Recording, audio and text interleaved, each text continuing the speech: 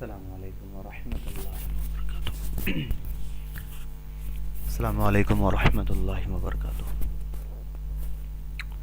تو یہ ہمارا ابواب الصرف کا یہ دوسرا ویڈیو ہوگا۔ پہلے ویڈیو میں ہم لوگوں نے اس کے پہلے لائن کی پوری تحقیق کی تھی، ایک ایک لفظ کی، اس کا پورا اعراب لگایا تھا اور ساری چیزیں ہم نے اس کے بارے میں کی تھی۔ اب اس دوسرے ویڈیو میں ہم جو دوسرا لائن ہے اس کی پوری تحقیق کریں گے، اس پہ اعراب لگائیں گے، اس کا ترجمہ سیکھیں گے، ساری چیزیں انشاءاللہ اس پہ بھی ہم کریں گے۔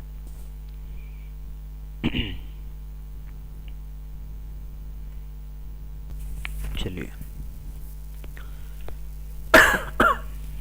تو ہم نے یہاں پر اس کو کاپی کر کے لے لیا ہے اس عبارت کو۔ اب ایک ایک کر کے اس عبارت کی پوری تحقیق جو ہے وہ انشاءاللہ آپ کے سامنے رکھی جائے۔ سب سے پہلے تو اسم ہے، تو الاسم پہ پیش آئے گا۔ کیوں آئے گا پیش؟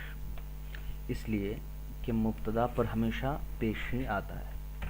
اب سوال ہو سکتا ہے کہ اسم کو مبتدا ہم کیوں کہہ رہے ہیں؟ تو اسم کو مبتدا اس لیے کہہ رہے ہیں کہ اسم جو ہے وہ شروع میں آیا ہے اور الف لام ہے، اور ہم کو پتہ ہے کہ کوئی بھی اسم جب شروع میں آتا ہے اور اس پر الف لام یا معرفہ ہوتا ہے تو 100% وہ مبتدا بنتا ہے۔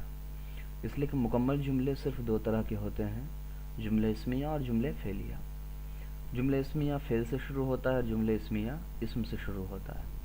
الف لام لگا ہے اسی لیے اسم ہے، تو یہ جملہ اسمیہ ہوا، اس پر پیش ہے۔ اس کے بعد ہے کاف لام میم تا، کلمہ۔ لیکن لاسٹ میں نے کوئی اعراب نہیں پڑھا ہے، یہ ہم کو تلاش کرنا ہے۔ صرف 3 ہی اعراب ہے عربی میں، زبر، زیر اور پیش۔ تو پہلے زیر کی کوشش کرتے ہیں، کیا اس پر ہم زیر دے سکتے ہیں؟ نہیں دے سکتے ہیں۔ کیوں؟ اس لیے کہ زیر آنے کی صرف 2 صورت ہے، یا تو وہ مضاف الیہ بن رہا ہو یا اس پر حرف جر ہو۔ کلمہ پر نہ حرف جر ہے نہ ہی یہ مضاف الیہ بن رہا ہے، کیونکہ اس سے پہلے کوئی مضاف نہیں ہے۔ ٹھیک ہے، اتنی بات ہو گئی۔ ٹھیک ہے، کلمہ پر زبر دے سکتے ہیں کیا؟ اس پر ہم 2 زبر لگا سکتے ہیں؟ نہیں لگا سکتے ہیں، اس لیے کہ زبر دینے کے لیے منصوبات میں سے ایک ہونا چاہیے، تو مفعول بننا چاہیے۔ تو مفعول بننے کے لیے کلمہ سے پہلے فاعل ہونی چاہیے، فعل ہونی چاہیے، نہ فاعل ہے نہ فعل ہے، اس کا مطلب یہ مفعول بھی نہیں بن سکتا۔ تو زیر اور زبر تو ہم دے ہی نہیں سکتے ہیں، تو اب ایک ہی اعراب آیا، وہ ہے پیش۔ لیکن یہاں پر سوال ہے کہ پیش جو ہم دے رہے ہیں تو کیا ہم کو تنوین کی شکل میں دینا ہے یا ایک پیش کی شکل میں دینا ہے؟ اس لیے کہ الف لام نہیں ہے تو ڈائریکٹلی اس پر ہم کیا کریں گے؟ تنوین دے دیں گے۔ تو کلمتن ہو گیا۔ اس کے بعد ہے تا، دال اور لام، تو یہ فعل ہے تدلو، دلہ یا دلو سے، یہ تو آپ کو یاد ہی رکھنا پڑے گا۔ تو کلمتن تدلو، الا حرف جر ہے تو وہ آپ کو لکھنا ہی ہے۔ اب الا حرف جر ہے تو اس کے بعد جو لفظ ہوگا 100% اس پر زیر ہوگا۔ تو اس کے بعد ہے معنی، تو معنی پر زیر آ گیا۔ تو کلمتن تدلو علی معنی، یہاں تک ہم نے کر لیا۔ اس کے بعد آ جائیے میم مستقل جو لکھا ہوا ہے، مستقل، اس پر کیا اعراب آنا چاہیے؟ تو اس پر جو ہے کیا زبر دے سکتے ہیں؟ زبر نہیں دے سکتے، اس لیے اگر زبر دیتے تو یہ اس طریقے سے لکھاتا، تو زبر تو نہیں دے سکتے ہیں۔ پیش دے سکتے ہیں، پیش اس لیے نہیں دے سکتے ہیں کہ اس سے پہلے کوئی فاعل نہیں ہے، کوئی فعل نہیں ہے کہ اس کے اوپر ہم پیش دے دیں، ہے نا، تو پیش بھی نہیں دے سکتے ہیں۔ پیش دینے کی اور بھی دوسری شکل ہے، مرفوعات میں آپ نے پڑھا ہے، نائب فاعل ہونا، فاعل ہونا، مبتدا ہونا، خبر ہونا۔ تو مستقل نہ فاعل بن سکتا ہے اس لیے کہ اس سے پہلے کوئی فعل نہیں ہے، نہ نائب فاعل بن سکتا ہے کیونکہ اس سے پہلے کوئی فعل مجہول نہیں ہے، نہ مبتدا بن سکتا ہے اس لیے کہ مبتدا بیچ میں آتا نہیں ہے، اور خبر بھی نہیں بن سکتا ہے اس لیے کہ پورا اس کے آگے بہت سارے ابھی لفظ باقی ہے، تو بیچ میں خبر بھی نہیں آتا ہے کیونکہ خبر آخر میں آتا ہے، تو خبر بھی نہیں بن سکتا ہے۔ تو کیا بنے گا؟ اس پر زیر دے دیجیے۔ اب زیر دیجیے گا تو سوال ہوگا کہ پھر اس پر تو حرف جر بھی نہیں ہے اور مضاف الیہ بھی نہیں ہے، تو زیر کیوں آ رہا ہے؟ تو زیر اس وجہ اور بھی دوسرے وجہ ہو سکتے ہیں آنے کے۔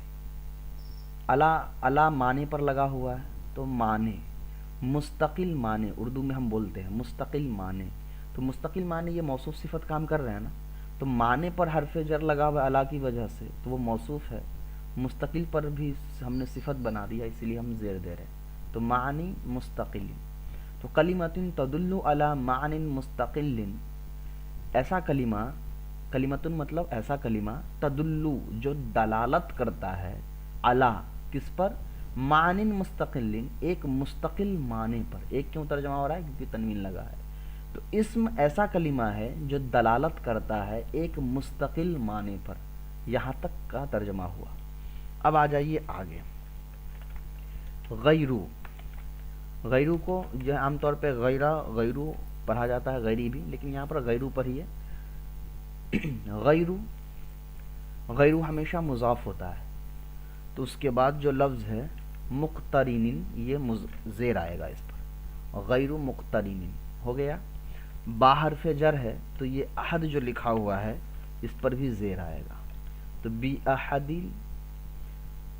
اب احد پر الف لام اور تنوین بھی نہیں ہے، اس کا مطلب یہ حرف یہ مضاف بن رہا ہے، اس لیے کہ ایک ہی صورت میں مضاف الف لام اور تنوین نہیں آتی ہے، جب مضاف جب کوئی لفظ مضاف بنتا ہو، تو ایک ہی لفظ صورت ہے جب کسی لفظ پر الف لام اور تنوین نہیں آتی، جب وہ مضاف بنتا ہے۔ فی الحال اب اتنا یاد رکھے، تو احد پر الف لام اور تنوین نہیں ہے، اس کا مطلب احد مضاف بن رہا ہے، تو یہ جو الازمینہ ہے یہ ہم 100% مضاف الیہ ہوگا، تو اس پر آپ جو ہے مضاف الیہ والا اعراب دے دیجیے۔ اب الثلاثی بھی اس کے ساتھ ملا ہوا ہے، تو زیادہ چانس ہے کہ یہ مضاف الیہ ہی ہے، یہ بھی مضاف الیہ یعنی بنے گا، پہلے صفت بنے گا۔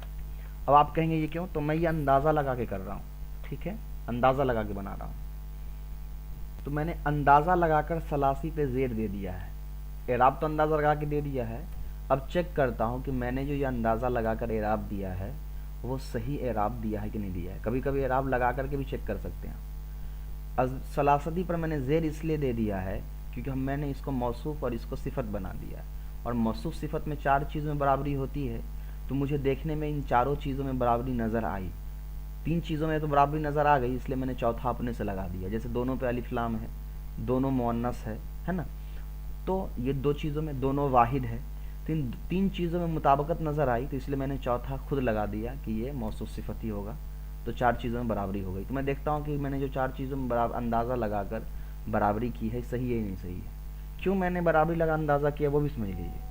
عربی زبان میں صرف یہی موصوف صفت ہے ایک ایسی چیز جو دونوں ایک ساتھ آتا ہے اور دونوں میں 4 چیزیں ایٹ اے ٹائم برابر پائی جاتی ہے، تو 3 چیزیں جب ایٹ اے ٹائم برابر پائی گئی، 3 چیز ہم کو مل گیا، واحد تثنیہ جمع میں واحد دونوں ہے، مذکر مؤنث میں دونوں مؤنث ہے، معرفہ نکرہ میں دونوں معرفہ ہے، تو ایک جو صورت ہے کہ دونوں پہ زیر ہے، تو ظاہر سی بات ہے زیر آئے گا۔ الازمینتی پہ زیر مضاف الیہ کی وجہ سے آ رہا ہے، اور ثلاثتی پر زیر صفت بننے کی وجہ سے آ رہا ہے، اس لیے کہ الازمینتی مضاف الیہ ہے احدی مضاف کا، اور موصوف ہے الثلاثتی صفت کا بھی، ٹھیک ہے۔ چلیے اتنی بات ہو گئی، تو اب دیکھتے ہیں کہ موصوف صفت کا ترجمہ صحیح ہے کہ نہیں۔ الازمینتی ثلاثتی کا مطلب ہوتا ہے تینوں زمانے، ازمینہ زمانے، ثلاثتی 3، تو تینوں زمانے موصوف صفت ہی ہے، اردو میں ویسے ہی بول رہے ہیں۔ تو اب ترجمہ کیا ہوا، غیر مقترن، مقترن کا مطلب ہوتا ہے ملا ہوا ہونا، تو غیرو کا مطلب نہیں، تو غیر مقترن نہیں ملا ہوا ہوتا ہے، با مطلب ہوتا ہے سے، تو کلمۃ تدل علی معنی مستقل، اسم ایسا کلمہ ہے جو ایک مستقل معنی پر دلالت کرتا ہے، غیر مقترن اور نہیں ملا ہوا ہوتا ہے، بی احد الازمینۃ الثلاثتی، تینوں زمانے میں سے کسی بھی زمانے پر۔ تو اسم کی تعریف ہم نے کیا پڑھا، اسم ایک ایسا کلمہ ہوتا ہے جو ایک معنی پر دلالت کرتے ہیں، یعنی اس دلالت کا مطلب کیا ہوتا ہے، اس کے اندر ایک معنی ہوتا ہے لیکن اس کے اندر کوئی زمانہ نہیں پایا جاتا ہے۔ تو اب سوال ہوگا کہ زمانہ کیا ہوتا ہے، زمانہ 3 طرح کے ہوتے ہیں، ماضی گزرا ہوا زمانہ ہوتا ہے، حال موجودہ زمانہ ہوتا ہے، اور مستقبل آنے والا زمانہ ہوتا ہے، ٹھیک ہے۔ تو اسم کے اندر ان تینوں زمانے میں سے کوئی بھی زمانہ نہیں پایا جاتا ہے، مطلب کیا ہوا کہ جب اسم کا ہم ترجمہ کریں گے اردو میں تو اس کے اندر ایک معنی تو ہوگا لیکن کوئی زمانہ نہیں ہوگا، جیسے یہاں انہوں نے مثال کے طور پہ لکھا ہے زید عمر، تو میں کہتا ہوں زید عمر بکر، تو یہ سب ایک نام ہے. تو نام سے زید نام سے تو سمجھ میں آ رہا ہے کہ زید کوئی لڑکا کا نام ہے, لیکن کیا ہم کو یہ سمجھ میں آ رہا ہے کہ زید گزرے ہوئے زمانے میں نام تھا یا موجودہ زمانے میں نام ہے یا آگے چل کے زید کا نام بنے گا؟ نہیں, اس لیے کہ اس کے اندر کوئی بھی زمانہ موجود نہیں ہے. تو یہی تعریف ہے اسم کی, کہ اسم ایک ایسا لفظ ہوتا ہے جس کے اندر ایک معنی ہوتا ہے, لیکن تینوں زمانے میں سے کوئی بھی زمانہ اس کے اندر موجود نہیں ہوتا ہے. مطلب جب اس کا ہم ترجمہ کرتے ہیں تو اس کے ترجمہ میں نہ ہم کو گزرا ہوا وقت سمجھ میں آتا ہے, نہ آگے آنے والے وقت کا ہم کو انفارمیشن ہوتا ہے, جانکاری ہوتی ہے, علم ہوتا ہے, اور نہ ہی موجودہ زمانے کا ہم کو علم ہوتا ہے اس کے ترجمے سے. تو ایسے لفظ, تمام لفظوں کو ہم عربی میں اسم کہتے ہیں. تو یہاں تک ہو گیا. اب آ جائیے کتاب کے اوپر. تو ہم نے ایک لائن کمپلیٹ کیا. اب کتاب سمجھنے کا انداز دیکھیے, آپ نے ایک لائن کمپلیٹ کر لیا ہے تو باقی کی جو کتاب کے لائن ہیں وہ بھی آپ کو ایک جیسے ہی دکھیں گے. کیسے؟ دیکھیے, یہاں بھی کلمہ ہے, یہاں بھی کلمہ ہے, ٹھیک, یہاں بھی تدلو ہے, یہاں بھی تدلو ہے, یہاں بھی علی معنی مستقلن ہے, یہاں بھی علی معنی مستقلن ہے. یہاں بس غیرو ایکسٹرا ہے تو نہیں کا ترجمہ ہوگا. یہاں مقترنی بہذ الازمینۃ الثلاثۃ, مقترنی بہذ الازمینۃ الثلاثۃ سیم ہے. تو ایک لائن آپ نے حل کیا تو اس کی مدد سے آپ نے کیا کیا, دوسرے لائن کو بھی مکمل طور پر حل کر لیا. جیسے نصرہ مدد کیا گزرے زمانے میں, ینصرو وہ مدد کرتا ہے, انصر تو مدد کر. تو اب یہاں کیا ہوا, فعل اور اسم کو آپ نے ترجمے کے حساب سے بھی حل کر لیا, اعراب کے حساب سے بھی حل کر لیا. کیسے؟ ایک لائن کو حل کیا, اس کے حساب سے آپ نے دوسری لائن کو, صرف دوسرے نہیں, آپ تیسرے لائن کو بھی حل کر سکتے ہیں. یہاں بھی کلمۃ تدل علی معنی غیر مستقل, یہاں تک تو سیم ہی ہے. اب یہاں سے تھوڑا سا الگ ہے جو انشاءاللہ میں ابھی آپ کو کر کے بتاؤں گا. تو یہاں تک تو ترجمہ سیم ہو گیا. تو اسم فعل کے بارے میں اور حرف کے بارے میں سمجھ لیجیے. فعل کون سا کلمہ ہے؟ وہ کلمہ جو دلالت کرتا ہے ایک مستقل معنی پر, مقترنی بہذ الازمینۃ الثلاثۃ, لیکن اس میں تینوں زمانے میں سے ایک زمانہ ضرور ملا ہوا ہوتا ہے. یعنی جب فعل کا ہم ترجمہ کریں گے تو جو وہ ہم کو جو اس کے ترجمہ میں یا تو ہم کو گزرے زمانے کا ہم کو علم ہوگا کہ یہ کام گزرے زمانے میں ہوا ہے, یا موجودہ جب زمانے میں ہو رہا ہے, یہ آگے چل کے ہوگا. اس کا علم ہم کو فعل کے ترجمے سے ضرور مل جاتا ہے. ٹھیک ہے, یہاں تک بات ہو گئی کہ فعل اور اسم کا آپ کو سمجھ میں آ گیا. اب آ جائیے حرف کے اوپر. حرف جو ہے کلمۃ تدل علی معنی غیر مستقل, حرف ایک ایسا کلمہ ہے جو غیر مستقل معنی پر دلالت کرتا ہے, یعنی اس کا اپنا کوئی مستقل معنی نہیں ہوتا ہے, اور باقی کے جو آگے کا جو لائن ہے اس کو انشاءاللہ آئیے حل کر لیتے ہیں. یہی ہے یہاں سے, تو ہم یہاں سے حل کر لیتے ہیں اس کو.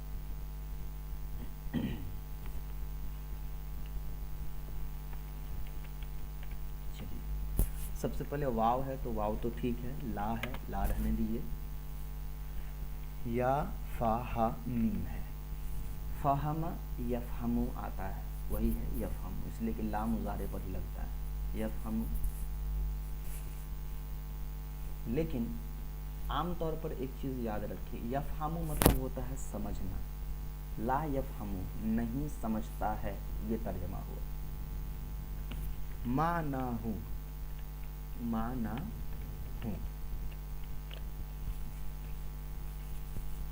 اس کا معنی, نہیں سمجھتا ہے اس کا معنی.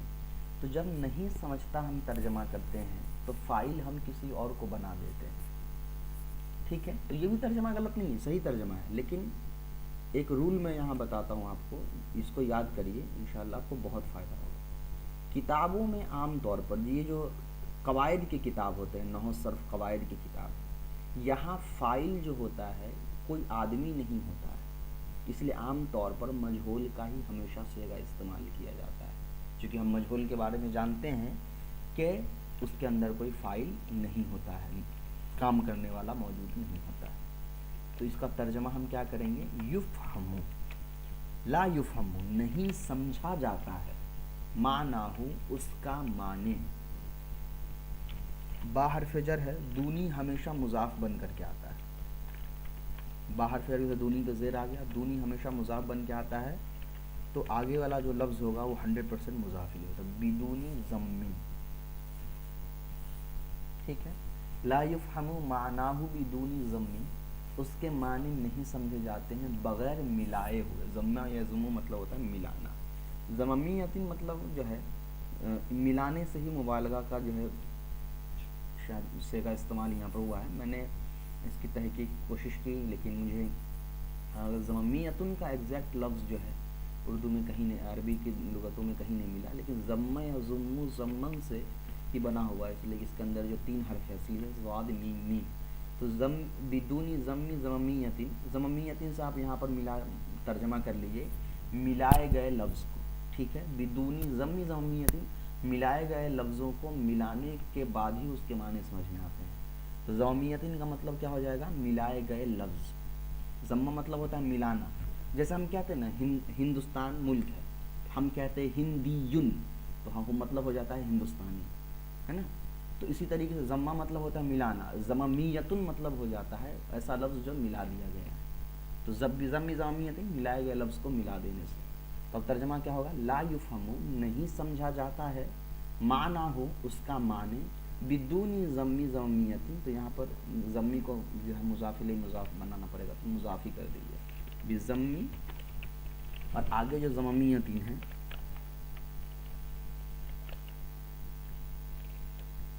ضمیمتن ہے، میں ضمیمتن کو پڑھ رہا ہوں، ضمیمتن بدونی ضمی ضمیمتن، اس کو مضاف الیہ مضاف الیہ پورا بنا دیجیے.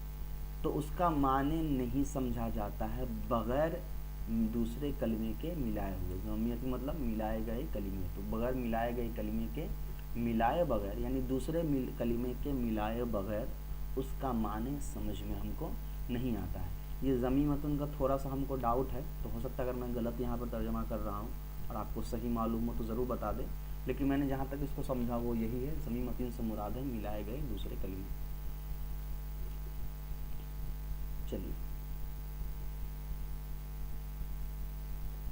آگے آ جائیے. اب یہاں پر قاعدہ ہے، فائدہ ہے. فائدہ تو اس پہ پیش ہی آئے گا. اسم پر بھی پیش ہے، فعل پر بھی پیش ہے، حرف پہ بھی پیش ہے. یقال، کیوں میں یقال پڑھ رہا ہوں؟ اس لیے کہ فعل ایسے ہی آتا ہے، قال یقول سے مضارع کا مجہول. لہا ایسے ہی آئے گا. اب یہ یقالو فعل مجہول ہے تو الاقسام جو ہے نائب فاعل بنے گا، تو اس پر پیش آئے گا. پھر سلاس پر کیا آنا چاہیے؟ الاقسام پر بھی الف لام ہے، سلاس پر بھی الف لام ہے. ٹھیک. الاقسام جو ہے یہ غیر عاقل کی جمع ہے، قسم ان کی جمع اقسام، اسی لیے یہ واحد اور مؤنث ہے. تو 2 برابری ہو گئی. دونوں معرفہ ہے، 3 برابری ہے، تو اس دونوں کو فاعل بنا دیجیے موصوف صفت بنا کر کے. 4 مطابقت ہو گئی، تو موصوف صفت مل کر کے یہ نائب فاعل بن گیا یقالو کا. تو فائدہ کیا ہے؟ اسم فعل اور حرف کہا جاتا ہے اقسام الثلاثتی، 3 ان کو اقسام ثلاثہ یعنی 3 قسمیں کہا جاتا ہے.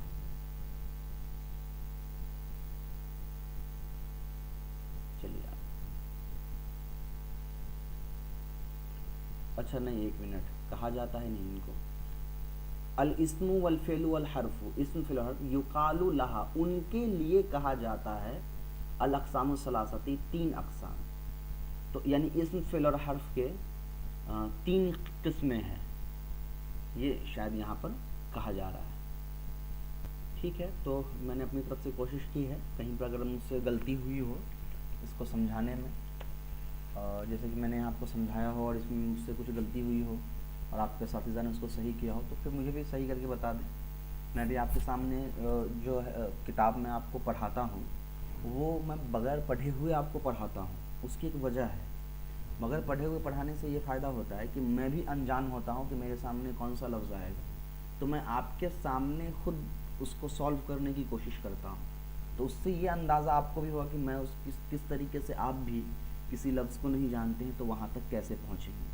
تو اسی لیے میں بھی پورا انجان بن کر آپ کے پاس آتا ہوں. اس لیے میں پہلے سے اگر ساری چیزوں کی تحقیق کر کے آؤں گا تو ڈائریکٹلی میں تحقیق بتا دوں گا، تو اس میں پھر ایک طالب علم کی حیثیت سے اور ایک انجان کے حیثیت سے جتنی چیزیں پر ہم کو غور کرنی چاہیے ان تمام چیزوں پر ہم غور نہیں کر پائیں گے، کیونکہ ہم کو پہلے سے جواب معلوم رہے گا. تو اسی لیے ہم کیا کرتے ہیں کہ ہم پہلے سے پڑھ کر کے نہیں آتے ہیں اور ڈائریکٹلی آپ کے سامنے پڑھتے ہیں تاکہ ہم کو بھی وہ نہیں لگے، تو ہم بھی اپنے علم کے حساب سے اس تک پہنچ سکے. تو اس میں اگر کہیں مجھ سے مسٹیک ہوئی ہو تو آپ مجھے بتا سکتے ہیں. باقی جو ہے آپ ہمارے کورسز کے بارے میں جانتے ہی ہیں، ہمارے جو مدرسے کی طرف سے جو دوسرے کورسز چلتے ہیں، 3 سال کا عالمیت کورس کا، حفظ کورس کا، عربی زبان کا، سافٹ ویئر انجینئرنگ کا ہے، فارسی زبان ہے، اس کے علاوہ دوسرے بہت ساری زبانیں ہیں.